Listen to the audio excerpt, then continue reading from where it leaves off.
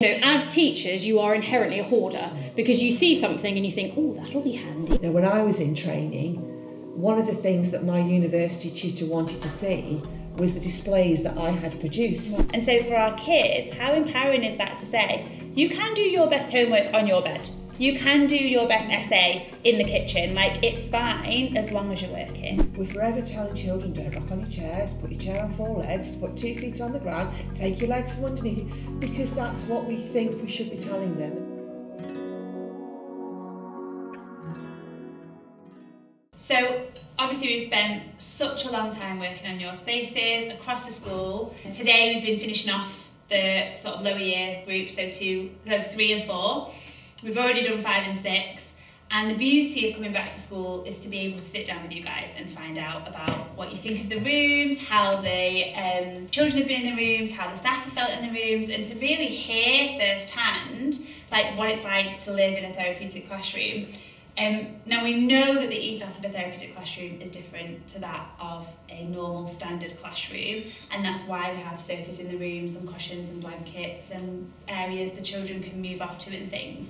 And the idea is always that all of that encompasses the learning space. What has your experience been with the children, teaching in the spaces, and any sort of stories and things that you've heard from staff? So I've actually taught in this room, Right. And for me personally, not the children, it's been fantastic.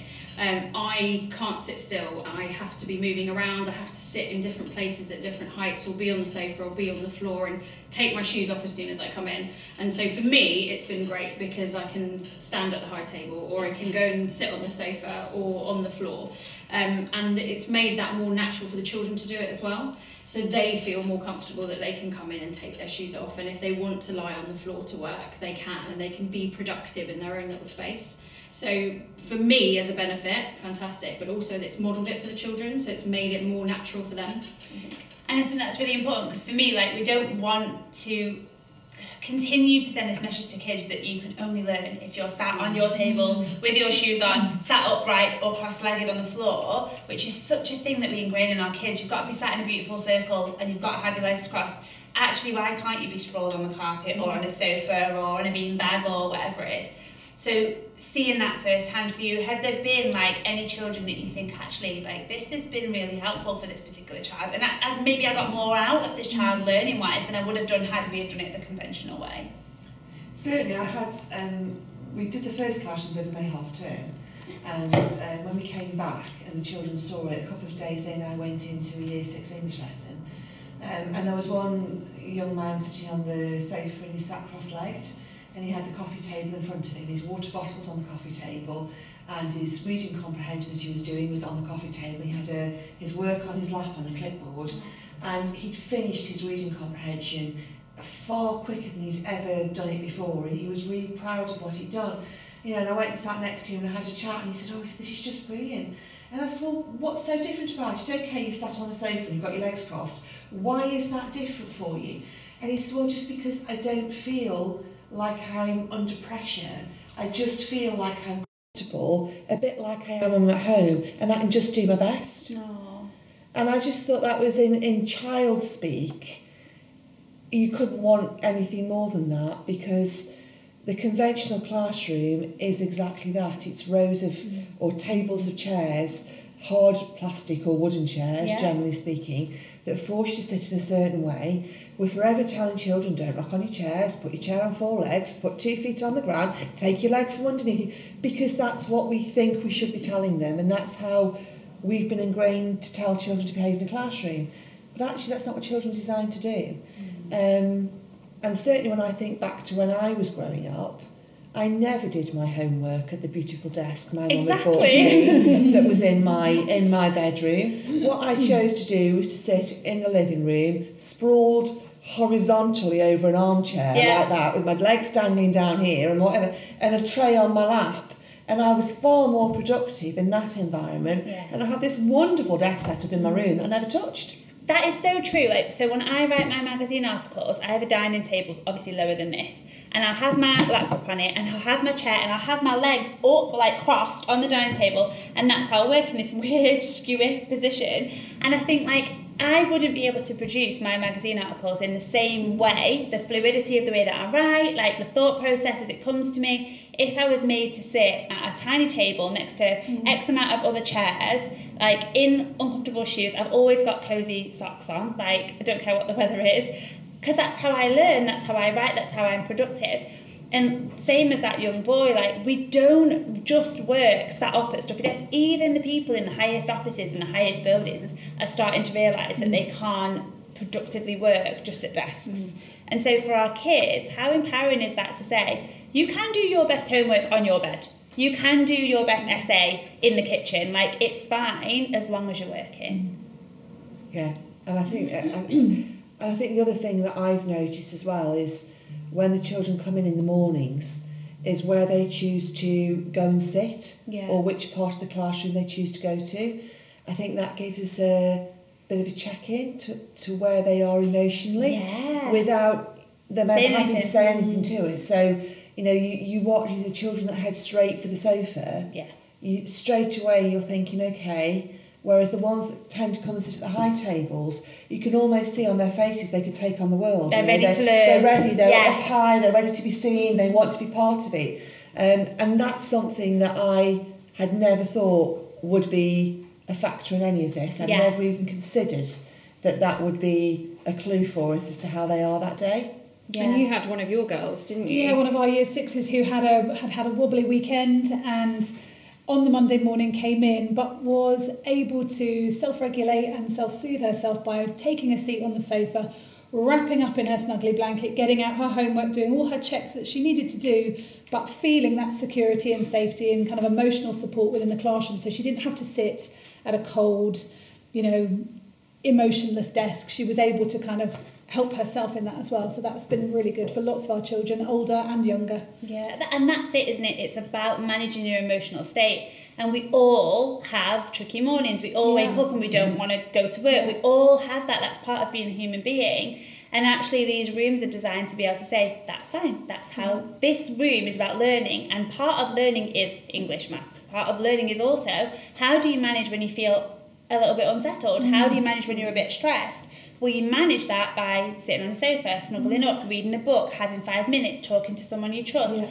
All of those things are modelled within this room. And it sounds like they're being used in that way by the staff. Because, I could put a sofa in your rooms and you could only allow the children to sit on those when they're in free time.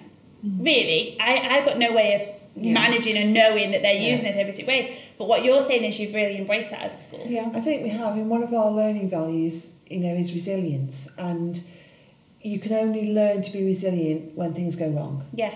If everything's going right in your world and you're feeling on top of the world and you're feeling everything, you don't need to be resilient.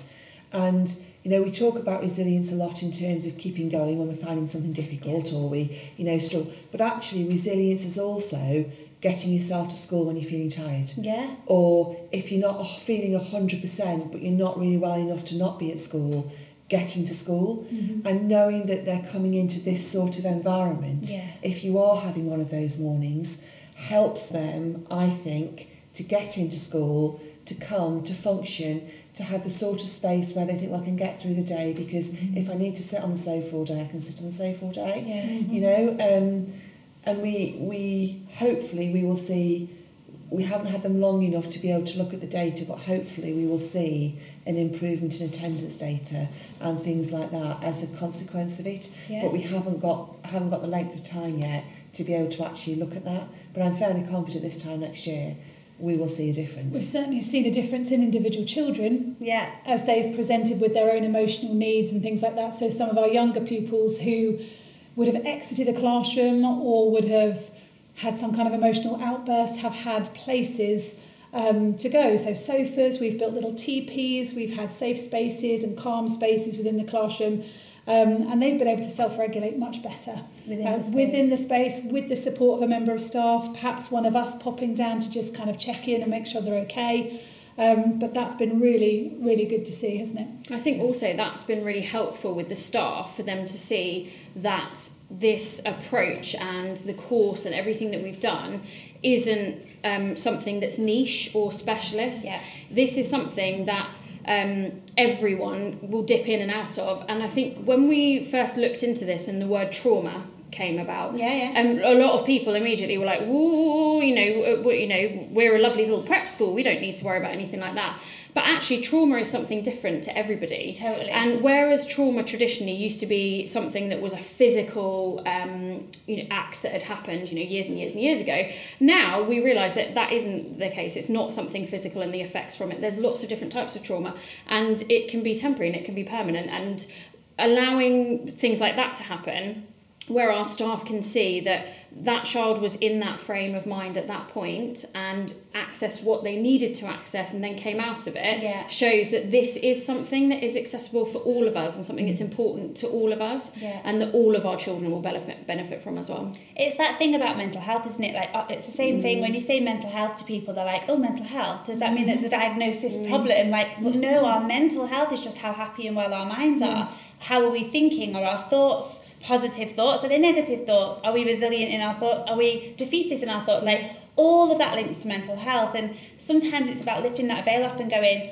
this is all about supporting children's mental health, but that doesn't mean something's wrong with the children. What that means is we're helping them take care of their own minds, and we're saying, if you're feeling unsettled, the sofa's there, the teddies are there. If you are feeling in a really great mood and you want to be sociable, you can sit on a high bar table. But if you've had a tricky break and you just want to come in and have 5 minutes because somebody didn't play football with you in a nice way and you're feeling a little bit threatened, go and have 5 minutes and sit on a table by yourself, or go and get in a tent, or whatever it might be. And what that is doing is it's teaching those life skills to manage our mental health. And when you have the added layers of social media and technology and oversubscribed to clubs, which is wonderful, like the fact that children get to go to all these amazing clubs is brilliant, but there's very little time to just rest. And actually what we're doing in the classroom space is pulling all that learning in alongside the curriculum and saying, okay, well, when you are feeling those feelings, here's the tools you can use, here's how you manage it, here's what we do. Have that 5 minutes, come into relaxing music, we'll do a little meditation, we'll take our shoes off, whatever it is, because then when they go out into the world and they're struggling a little bit, maybe they've had a tricky week, or maybe they're in a bit of conflict with a friend, or whatever that's affecting the way that they're thinking and feeling, which is mental health, they're going to be able to have the tools to manage that. And do you know what else is lovely is that each of our members of staff have taken that on in their own way. So you said about calming music. As we walk around the school and do our kind of daily checks, you can hear snippets of things coming from different rooms, and you can hear either a hubbub of noise or a shared story or some music or deathly silence because they're all so focused on whatever it is the teacher's doing. It's not an enforced silence. No, it's just a kind of a pin drop silence. Yeah. And it's really, you kind of peek around the door and wonder what's going on in there. But yeah, it's amazing. So many things are happening. And there are so many things that we've noticed as well from a leadership perspective in terms of pedagogy and teaching and learning. So, we've noticed our staff teaching in a different way and being far more present alongside the children, I think because the furniture invites that. Whereas traditional rows, or some of our classrooms had the old wooden lift up desks, and that doesn't invite a teacher to come and sit alongside a child because it physically doesn't work. It doesn't. Whereas now, we've got our teachers sitting around the tables with the children or next to the children on the sofas and having these real in the moment, high quality feedback and learning conversations, which is what we want. Thanks to technology, our teachers don't have to be tied to the front of the classroom. They can teach from the back of the classroom using their iPads and still project on. So even if they're sat on the sofa with a child, they can move through whatever they might be doing teaching. So we've seen a change there as well, which is all for the better. Staff have also started to think about things like cognitive load as well. And again, with the wonders of technology, we don't need to have tat all over the walls. So true. Because if we need words for something or other, then they've got their iPads and they can look into it there. And it's really made people stop and think about what they have in their room, and is what is in their room purposeful. Exactly that. That's the thing. Like, I always say that if it's not purposeful, don't What's have the it. point? What is the reason for it? It's not helping you, it's not helping the kids. Get it out the room. And I think that this, like we were saying before, it is a massive culture change. I get that. And I know that, when I come in and I'm like, we're going to have no displays and we're going to have nice calm lighting and you can't use your strobe lights and all of these other things. the people are great, and that is so embraced in so many ways, but there's always going to be a few people that are like, hang on a minute, I need more space, hang on a minute, because that's what we've been taught to do. Have you seen a shift in mindset about what a classroom should be? Like, when we started our training, doing your training and your modules back kind of Easter time, and I was leading that, and I kind of started off by saying it's new to all of us, including me, including Rachael, who we've been teaching, 25, 30 years each kind of thing. And every time we go through these new processes, we have to remind ourselves of a new method of teaching, a new method of supporting, a new method of challenging troublesome behaviours or emotions. And it's a learning curve for all of us. So some of our new staff, we've a trainee teacher with us this year. She's in the most amazing position that she's got one of these beautiful brand new therapeutic classrooms and is just starting her journey. Whereas we're kind of retraining ourselves in the way we think, the way we speak to children, and the way that we respond. But everybody has really taken it on. Amazing. Really taken it on. There's been a lot of conversations about how do I approach that when a child displays this behaviour? How do I approach it? What do I say? How do I voice it? And we go back to your training, all your clips, your examples, and we talk about naming feelings and talking about that process of naming those feelings, giving it a name, helping the child to understand why they've behaved the way they have. And that's just filtering through all the time, and the more we do it, the better we get at it. Yeah, absolutely. I think the trickiest thing for some people has been the hoarding mentality of teaching. Yes. As teachers, you are inherently a hoarder because you see something and you think, oh, that'll be handy. And again, down to technology, I guess, we're lucky that all of those things you can save and you can have them in one place and you don't need to have that physical resource. So I think one of the things that people have struggled with the most is having to be parted with things. And we had we had 2 skips, didn't we? Wow. And I was in my absolute element because I am awful. Bin it, find it under B, off it goes. And you can see people sort of, tentatively, don't make me. I'm like, gone, out the window. So I think that was really hard for people. But again, it's that shift in mindset, like you say. Once you get into thinking, well, it's fine because I've got that stored somewhere online or I've got that. It's not that I'm getting rid of it. I'm just shifting it to a different place. And that's been a lot easier. And teachers' well-being too, because it doesn't feel good to be surrounded by stuff. It doesn't feel good to have plastered stuff on the walls, washing lines on the walls, tables and chairs in disorderly fashions, uncomfortable tables. All of that affects the teachers too.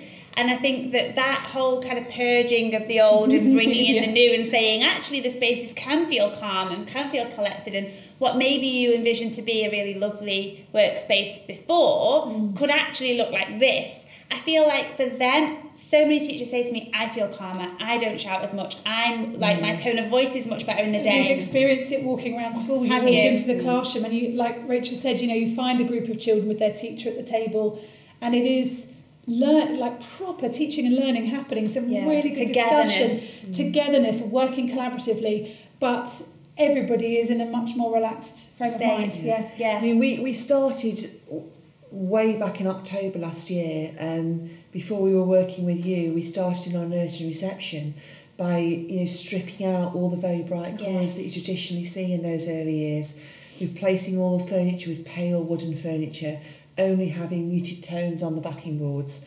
lots of greenery and cushions and sofa and all of those sorts of things.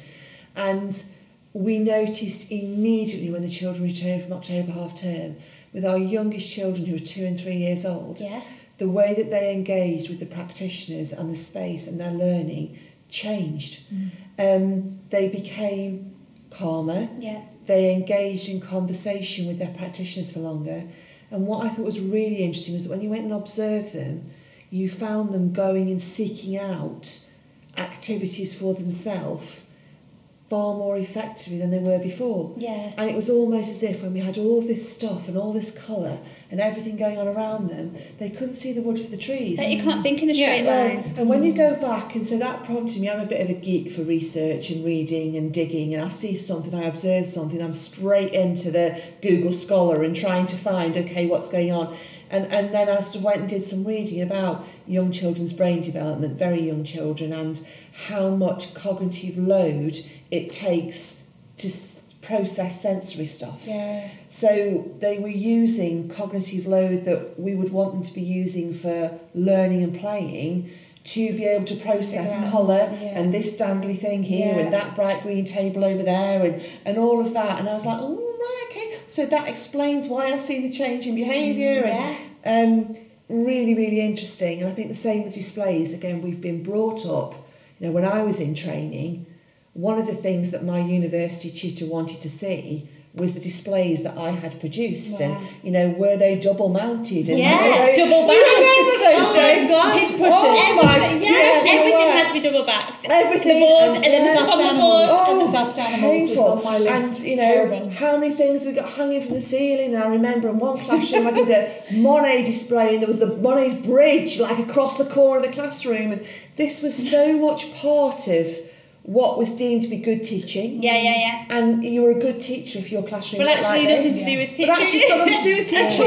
What it was to do was me staying at school till 8 o'clock, building Monet's bridge and dangling some writing from it, which it looked lovely. Great, but actually, but even the benefit to the children wasn't worth great. It. And you know, and now you go into the classrooms and I see this without displays. Resources right in front of them at the point they need. They, again, reducing their cognitive load. If you need help with something, you need 100 square to check something, and you're sat at your desk here, and the 100 squares on the wall over there, or the synonym that you need is on the chart over there, you're writing, oh, another word for said. Okay, where's the said chart? Oh, it's over there. Which one do I want? Oh, and I've completely lost the train of thought for what I'm trying to write. And you might not be able to see it. And I might not be able to see it, so I might have to get up. And then the teacher says to me, why are you getting up? Because in that sort of classroom, we stay at our desk and we don't move, and we, you know, and you need to actually start to unpick it and analyse it. You think quite a lot of this is bonkers. It is so bonkers. That's a brilliant word. Actually, if we've got it on our iPad in front of us, you know, and we want to find, then we just look in our notebook and there it is. It's right there. It's personal to me. I have been blown away.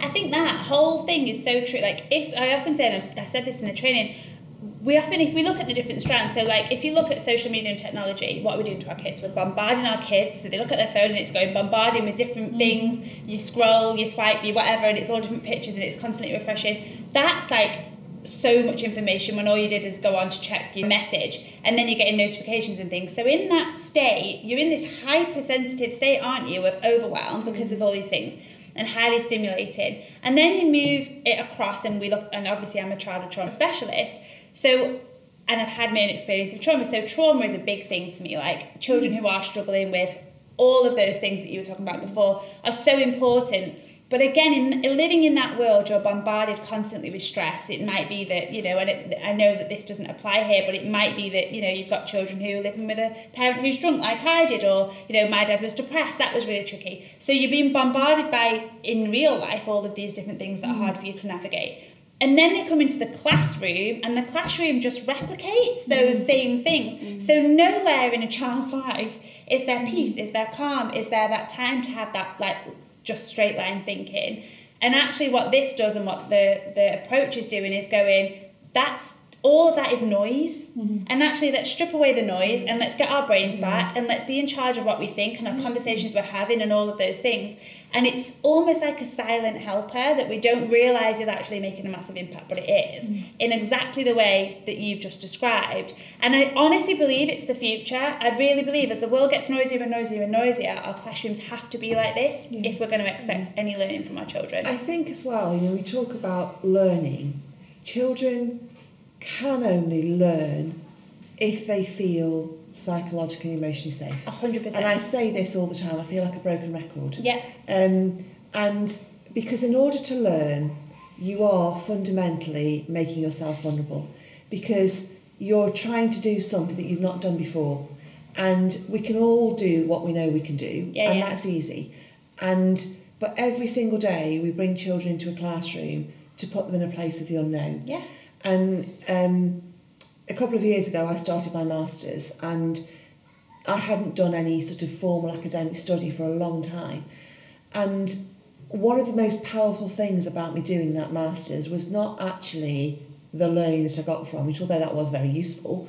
It was that vulnerability of learning again. It was putting me back in that place.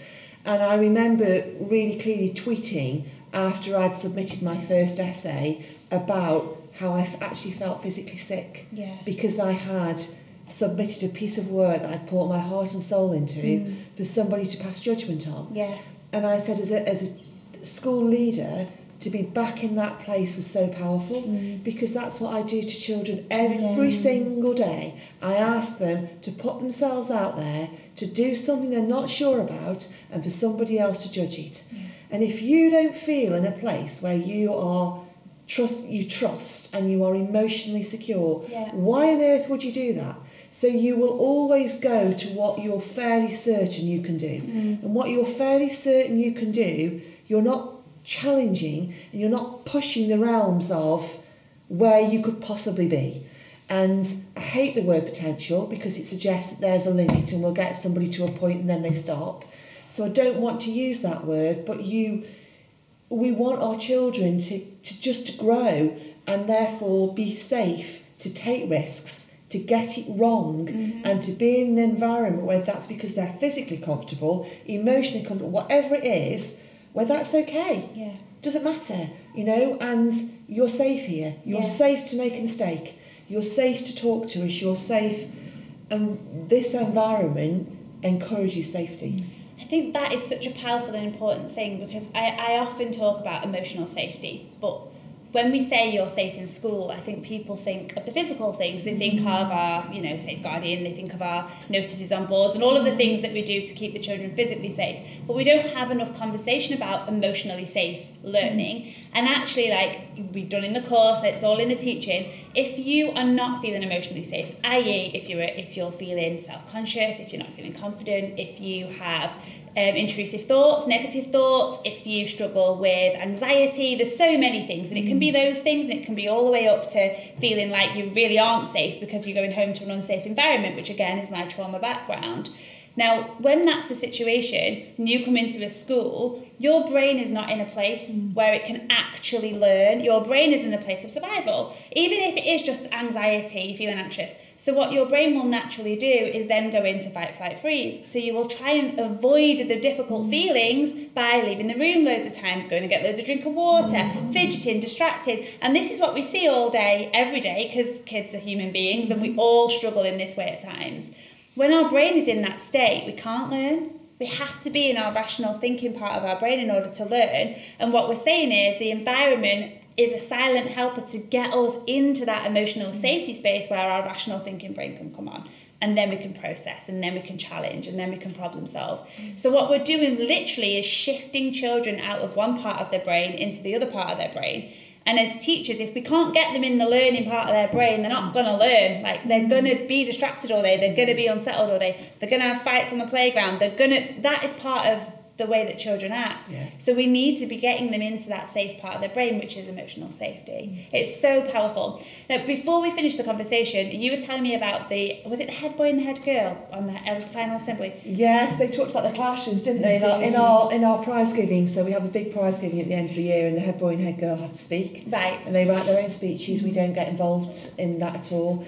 And both of them mentioned the classrooms, didn't they, in their speeches, and they said how much they'd appreciated it and how lucky they were to have had it for the last half term of their time here, and how jealous they were really of the others that got this to come. So it was really lovely to hear that from them. Yeah, that was what they valued. And their appreciation of the changes that we'd made and the difference it made to them. It was nice because we didn't know what was coming. I didn't know what was coming. I hadn't heard them. They wrote it by themselves. So it was lovely. Amazing. So we're now going to have year 3s, year 4s, year 5s and year 6s all coming in next week to a fully therapeutic school. To a fully trained Well done, everyone. Yes, ready to go.